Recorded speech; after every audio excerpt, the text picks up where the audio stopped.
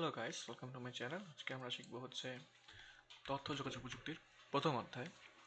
এই অধ্যায় বলা হচ্ছে তথ্য যোগাযোগ প্রযুক্তি আমাদের বাংলাদেশ নিয়ে। এটা তোমাদের অ্যাকচুয়ালি প্রথম ভিডিও এবং আমরা সাধারণত 2টি অথবা 3টে ক্লাসের মধ্যে পুরো চ্যাপ্টার কমপ্লিট করে দেবো। তো সাথে থাকো, শুরু করি। প্রথম পার্ট হচ্ছে 21 শতক এবং তথ্য ও যোগাযোগ প্রযুক্তি নিয়ে। ঠিক আছে, 21 শতকের সম্পদ। আচ্ছা, 21 শতকটা কি? 21 শতক হচ্ছে 2001 সাল থেকে 2100 সাল পর্যন্ত সময়টা। ঠিক আছে, 21 শতকের সম্পদ হচ্ছে জ্ঞান। এখন পৃথিবীর সম্পদ হচ্ছে সাধারণ মানুষ। দুইটা ভিন্ন ভিন্ন জিনিস। 21 শতকের সম্পদ হচ্ছে জ্ঞান, পৃথিবীর সম্পদ হচ্ছে সাধারণ মানুষ। এগুলো কিন্তু এমসিকিউতে দিয়ে আমাদের আর কি ভুল করানোর চেষ্টা করা হয়। তো সেগুলো যদি আমরা জেনে রাখি আর ভুল যাবে না। কারণ শুধু মানুষই জ্ঞান অন্বেষণ করতে পারে, জ্ঞান ধারণ করতে পারে এবং জ্ঞান ব্যবহার করতে পারে। যদি আমরা যে কোনো ব্রাউজার ইউজ করি, ব্রাউজারে গিয়ে সার্চ করি যে কোনো তথ্য, আমরা অবশ্যই খুঁজে পাবো সেটা। আর সেই তথ্য কিন্তু কোনো না কোনো মানুষ সেখানে লিখে রেখেছে, যেটা ব্রাউজার আমাদের অথবা গুগলে সার্চ করলে আমাদের শো করে। ঠিক আছে, 21 শতকে পৃথিবী আসলে একটি জ্ঞান ভিত্তিক অর্থনীতি, নলেজ বেসড ইকোনমির উপর দাঁড়াতে শুরু করেছে। ঠিক আছে, বিশ্বের তথ্য প্রযুক্তি বর্তমানে দুটি সবচেয়ে গুরুত্বপূর্ণ বিষয় হয়ে উঠেছে: গ্লোবালাইজেশন এবং ইন্টারন্যাশনালাইজেশন। এখন দুটো টার্ম কিন্তু আমাদের ভালোভাবে জানতে হবে। এই টার্মগুলো থেকে কিন্তু আমাদের পরীক্ষায় এমসিকিউ আসবে। কোন দুইটা জিনিস সবচেয়ে বেশি গুরুত্বপূর্ণ হয়ে হচ্ছে? গ্লোবালাইজেশন এবং ইন্টারন্যাশনালাইজেশন। এইগুলো দ্বারা মূলত বোঝানো হয় কি, আমরা আগে অনেক দূরে দূরে থাকতাম, একে অপরের সাথে যোগাযোগ করতে পারতাম না, এখন সব একসাথে উন্নত হচ্ছি, একসাথে যোগাযোগ করতে পারছি। এই ব্যাপারটা গ্লোবালাইজেশন, ইন্টারন্যাশনালাইজেশন এইসবের মাধ্যমে প্রকাশ করা হয়। এই দুটি বিষয় ত্বরান্বিত হওয়ার পিছনে কারণ হচ্ছে তথ্য ও যোগাযোগ প্রযুক্তি। এখন যে কোনো দেশের ভৌগোলিক সীমা বিশ্বায়নের কারণে নিজের দেশের গণ্ডি ছাড়িয়ে সারা পৃথিবীতে ছড়িয়ে পড়েছে। ওকে, 21 শতকের প্রয়োজনীয় দক্ষতা।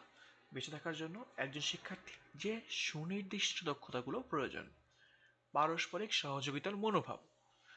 এখন আমাদের কিন্তু একজন আরেকজনকে যে সাহায্য করব, এরকম মনোভাব থাকতে হবে। তোমরা যেমন দেখো, ফেসবুকে কিন্তু অনেকে পোস্ট করে বিভিন্ন ধরনের সাহায্য চায়। তোমরা যদি কম্পিউটারে ইন্টারেস্ট থাকে, দেখবা বিভিন্ন কম্পিউটার গ্রুপে, ভাই আমাকে একটু পিসিটা বিলো করে দেন, এরকম বিভিন্ন সাহায্য পোস্ট থাকে। অথবা যে গ্রুপে থাকো, বিজ্ঞান গ্রুপে থাকো, সবাই সাহায্য চায়, এবং মানুষ সাহায্য করতেও ভালো লাগে। তো এরকম মনোভাবে কিন্তু আমাদের থাকা উচিত। সাহায্য থাকলে চাইলে আমরা সাহায্য করব, সহযোগিতার মাধ্যমে বেড়ে উঠবো। যোগাযোগের দক্ষতা। যে যত বেশি ভালো কমিউনিকেট করতে পারে, যোগাযোগ করতে পারে, মনের ভাব প্রকাশ করতে পারে, সেই কিন্তু অ্যাট লাস্ট দেখা যায় যে এগিয়ে যায় আমাদের থেকে। তারপর হচ্ছে সুনাগরিকত্ব। সুনাগরিকত্ব হচ্ছে দেশের মানুষ হিসেবে আমাদের যে দায়িত্ব কর্তব্যগুলো আছে সেগুলো পালন করা সঠিকভাবে, সেটা। সমস্যা সমাধানে পারদর্শিতা, প্রবলেম সলভিং বলি না আমরা, প্রবলেম সলভিং, এটা কতটুকু ভালো পারে সেটা। বিশ্লেষণী চিন্তন দক্ষতা, ক্রিটিক্যাল থিঙ্কিং। হ্যাঁ, ক্রিটিক্যাল থিঙ্কিং, এটা আমরা অনেক শুনেছি। মানে যখন আমরা কোনো কঠিন সমস্যায় পড়ি, সেটাকে কীভাবে উত্তরণ হতে হবে অথবা সেটা কীভাবে সলভ করা যাবে টেন্স না হয়ে, তো সেই দক্ষতাই হচ্ছে ক্রিটিক্যাল থিঙ্কিং। সৃজনশীলতা, সবাই জানি সৃজনশীলতা কী। তথ্য যোগাযোগ প্রযুক্তিতে পারদর্শিতা, আচ্ছা এটা আমরা জানি কি। আইসিটি ও কৃত্রিম বুদ্ধিমত্তা। তথ্য ও যোগাযোগ প্রযুক্তিতে পারদর্শী সবচেয়ে প্রয়োজনীয় দক্ষতা স্কিল হিসেবে খুব দ্রুত স্থান করে নিচ্ছে। বর্তমানে কৃত্রিম বুদ্ধিমত্তা, এআই ব্যবহার করে অনেক গুরুত্বপূর্ণ কাজ সহজে ও দ্রুত করে ফেলা যাচ্ছে। আচ্ছা, এআই কিন্তু এখন আমরা প্রায় প্রতিটি কাজে ব্যবহার করি। এমনকি তোমাদের বিভিন্ন কন্টেন্ট তৈরির কাজে আমার এআই ব্যবহার করতে হয়, নাহলে সেই কাজ করতে যেখানে আমার 10 ঘন্টা লেগে যেত অথবা 5 ঘন্টা লেগে যেত, সেই কাজে আমাকে 10 মিনিট অথবা 5 মিনিটে করে দিচ্ছে। এই জন্য হচ্ছে এআই ব্যবহার যদি তোমরাও করো, তোমাদের রেগুলার লাইফে বিভিন্ন সমস্যায় পড়বে, সেগুলো তুমি যদি এআইকে বলো, দেখবে খুব ভালো ভালো সমাধান দিয়ে দিচ্ছে এবং তোমাদের সময়ও সেভ হচ্ছে। আচ্ছা, 21 শতকের চ্যালেঞ্জ মোকাবেলা করতে হলে সবাইকে তথ্য যোগাযোগ প্রযুক্তির গুরুত্বপূর্ণ বিষয়গুলো জানতে হবে অবশ্যই। তারপর শিক্ষার্থীর করণীয় কী কী? একজন শিক্ষার্থীকে তথ্য প্রযুক্তির ব্যবহারে অভ্যস্ত হতে হবে। নিয়মিত ল্যাপটপ, কম্পিউটার, মোবাইল যা আছে তার মাধ্যমে তথ্য প্রযুক্তির সঠিক এবং সবচেয়ে ব্রডলি ভেবে যে ব্যবহার করতে পারি সব কিছুর, সেটা চেষ্টা করতে হবে, সব কিছু শেখার চেষ্টা করতে হবে। ঠিক আছে, প্রযুক্তি ব্যবহার করে তথ্য সংগ্রহ, বিশ্লেষণ, সংযোজন, মূল্যায়ন করে নতুন তথ্য সৃষ্টি করতে হবে। এই দক্ষতা অর্জন না করতে পারলে জ্ঞানভিত্তিক সমাজে স্থান করানো সম্ভব হবে না। সহমত আমি। ওকে, তোমাদের যে স্লাইড তৈরি করা হয়েছে স্লাইডের পিডিএফ কিন্তু তোমরা কমেন্ট বক্সে পেয়ে যাবে। তো এই স্লাইডে কোনো আননেসেসারি কথা নেই, যত কথা আছে সব নেসেসারি এবং তোমাদের প্রয়োজন যেগুলো পরীক্ষা অবশ্যই আসবে সেগুলো। শুধু কি ক্লাস করলে হবে? হ্যাঁ, আবার না। তোমরা যদি ভালো পরীক্ষায় রেজাল্ট করতে চাও, অনেক ভালো নাম্বার পেতে চাও, অবশ্যই তোমাদের মেন বই পড়তে হবে এবং মেন বই থেকে তোমাদের বড় প্রশ্নের উত্তর দিতে হবে। তবে এটা কিসের জন্য? তোমরা এমসিকিউ করবে অথবা এমসিকিউ যেসব ইম্পর্টেন্ট বিভিন্ন ক খর প্রশ্ন এখানে তোমরা পেয়ে যাবে। তবে অবশ্যই তোমরা বাসায় বসে পড়বে, তবেই তোমরা ভালো রেজাল্ট করতে পারবে। এটা শুধুমাত্র তোমাদের ধারণা, এবং কঠিন কঠিন কনসেপ্ট যদি থাকে সেটা আমরা ভেঙে বলবো। ওকে, চলো দেখি, এবার মজা হবে। এবার হচ্ছে আমাদের মেইন পড়া, কম্পিউটারের জনক ও প্রোগ্রামিংয়ের সূচনা। এখানে কিন্তু আমরা বিভিন্ন নতুন নতুন ব্যক্তিত্বদের শিখব, নতুন নতুন ব্যক্তিত্বদের সম্পর্কে জানবো। চার্লস ব্যাবেজ, তাকে আধুনিক কম্পিউটারের জনক বলা হয়। তিনি ডিফারেন্স ইঞ্জিন এবং পরে অ্যানালিটিক্যাল ইঞ্জিন নামে গণনা যন্ত্রের পরিকল্পনা করেন। আচ্ছা, আমরা কিন্তু বর্তমানে ক্যালকুলেটর ব্যবহার করি, যেটার মধ্যে কোনো ইঞ্জিন লাগে না, যেটা খুব চিপের মাধ্যমে, ছোট চিপের মাধ্যমে কাজ করে। কিন্তু একসময় কিন্তু বিভিন্ন ধরনের হিসাব নিকাশ অথবা আম, বিভিন্ন গুরুত্বপূর্ণ কাজের জন্য, যেগুলো টেকনিক্যাল, তার জন্য ইঞ্জিন প্রয়োজন হতো। ঠিক আছে, এগুলো অনেক আগের কথা, যাই হোক। তো তাদের জন্ম মৃত্যু সাল এগুলো বইতে লেখা আছে, সেগুলো অতটাও ইম্পর্টেন্ট না। এখানে শুধুমাত্র ইম্পর্টেন্ট পার্টগুলো আছে। তো তোমরা যদি চাও সেগুলো দেখে নিতে পারো, তাদের সম্পর্কে বর্ণভাবে দেওয়া আছে, সেগুলো একবার পড়ে নিলে তোমরা আরো ভালো তাদের সম্পর্কে জানতে পারবে। অনেক ইন্টারেস্টিং পার্সোনালিটি। এটা কিন্তু শুধুমাত্র এগুলো না, অনেক কিছু আবিষ্কার করছে। এখানে শুধু কম্পিউটার সম্পর্কেই বলা হয়েছে। যাই হোক, অ্যাডা লাভলেস, তাকে প্রোগ্রামিং ধারণার প্রবর্তক হিসেবে সম্মানিত করা হয়। 1842 সালে ব্যাবেজের তুরিন বিশ্ববিদ্যালয়ের বক্তৃতার উপর ভিত্তি করে তিনি অ্যালগরিদমের ধারণা প্রকাশ করেন। দেখেছো? ওকে, বেতার যোগাযোগ ও ইন্টারনেট। জেমস ক্লার্ক ম্যাক্সওয়েল, তিনি তড়িৎ চুম্বকীয় বলের ধারণা প্রকাশ করেন, যা বিনা তারে বার্তা প্রেরণে সম্ভাবনা সৃষ্টি করে, যেটা আমরা এখন দেখতে পাই। আম, মানে কোনো তার ছাড়া আমাদের কথা এক জায়গা থেকে আরেক জায়গায় যায়। জেমস ক্লার্ক ম্যাক্সওয়েল এবং জগদীশচন্দ্র বসু, এই দুইজন এটায় মূলত মেইনলি কন্ট্রিবিউট করে এই জিনিসটাতে। আমরা বাঙালিরা জানি যে জগদীশচন্দ্র বসু এটা জায়গায় কন্ট্রিবিউট করে।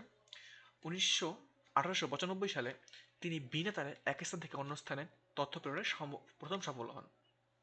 এখন যখন এমসিকিউতে আসবে যে বিনা তারে এক স্থান থেকে অন্য স্থানে প্রেরণ করতে কে সফল হন, তখন জগদীশচন্দ্র বসু। কে সম্ভাবনা সৃষ্টি করে? তখন জেমস ক্লার্ক ম্যাক্সওয়েল। ওকে, আর কি, গুগলিয়াম ও মার্কেনি বেতার তরঙ্গ ব্যবহার করে একই কাজ প্রথম প্রকাশিত হওয়ায় তাকে বেতার যন্ত্র আবিষ্কারক হিসেবে স্বীকৃতি দেওয়া হয়।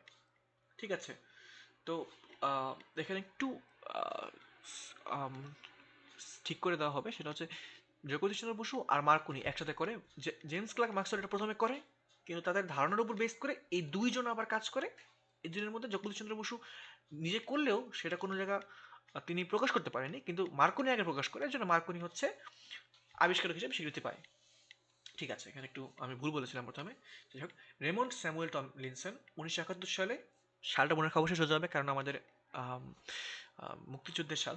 1971 সালে আরপানেট আরপানেট তিনি প্রথম ইমেল পদ্ধতি চালু করেন। ঠিক আছে, এটা একটা ইমেল পদ্ধতি। ওকে, পার্সোনাল কম্পিউটার ও অপারেটিং সিস্টেম। ঠিক, স্টিভ জবস ও তার দুই বন্ধু 1976 সালের 1 এপ্রিল তার অ্যাপল কম্পিউটার নামে একটি প্রতিষ্ঠান চালু করেন। আমি অবশ্যই রেকমেন্ড করব স্টিভ জবসের প্রথম যে ভিডিওটা, আইফোন তখন যে লঞ্চ করেছিল, মানে মোবাইল যখন প্রথম লঞ্চ হয়েছে বলতে পারো, একটা স্মার্টফোন যার মধ্যে সব কিছু আছে, গুরুত্বপূর্ণ বিশেষ জিনিসগুলো, সেরকম একটা ফোনের অ্যাডভার্টাইজ করেছিল। তো সেই ভিডিওটা তোমরা অবশ্যই দেখতে পারো। ভিডিওটা আসলেই খুব সুন্দর এবং খুব সুন্দরভাবে তিনি প্রেজেন্ট করেছে। তোমরা অবশ্যই দেখে অবাক হয়ে যাবে প্রেজেন্টেশনটা, অবশ্যই তোমরা দেখতে পারো এবং অনেক জানতে পারবে আগেকার মানুষের ফোন সম্পর্কে কীরকম ফ্যাসিনেশন, কীরকম ধারণা ছিল সেটা বুঝতে পারবে। তারপর বিল গেটস, তার প্রতিষ্ঠান মাইক্রোসফট, আমরা সবাই জানি। আর তোমাদের স্লাইডটা কিন্তু মাইক্রোসফট অ্যাপস দিয়েই বানানো হয়েছে, পাওয়ার পয়েন্ট যাকে আমরা বলি, একটা সফটওয়্যার। আইবিএম কোম্পানির বানানো কম্পিউটারের জন্য তিনি এমএস ডস ও উইন্ডোজ অপারেটিং সিস্টেম তৈরি করেন, এটাও আমরা জানি। MS DOS, okay, Microsoft DOS.